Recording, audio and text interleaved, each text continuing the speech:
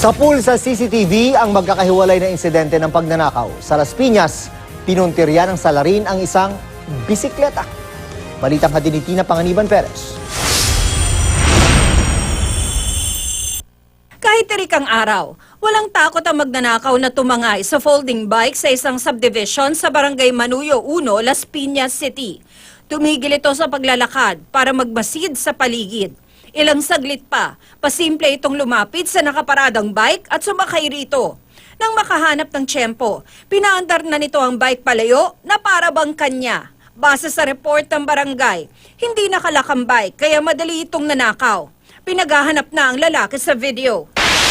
Listado naman ang pagnanakaw ng lalaking namamasukan sa supermarket sa Lawag City, Ilocos Norte. 3 malalaking kahong naglalaman ng mga sigarilyo ang isinakay niya sa tricycle para tangayin. Nangyari yan noong Disyembre, pero nadiskubre lang ito ng may-ari ng supermarket na mag-review ng mga kuha ng CCTV. Ayon sa anak ng may-ari, 3 buwan pa lang namamasukan sa kanila ang lalaki. Inamin niya, sinabi niya rin kung sino yung kasama niya. Ang kaso, after that, hindi na siya nagpakita nung sinabi niyang babayaran niya. Aabot sa mahigit 100,000 piso ang halaga ng mga panindang tinangay ng suspect.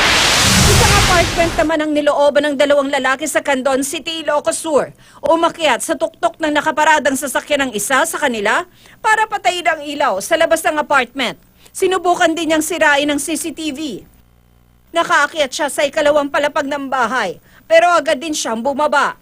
Ayon sa mga pulis, walang nanakaw ang dalawa. Tina Panganiban Perez, GMA News.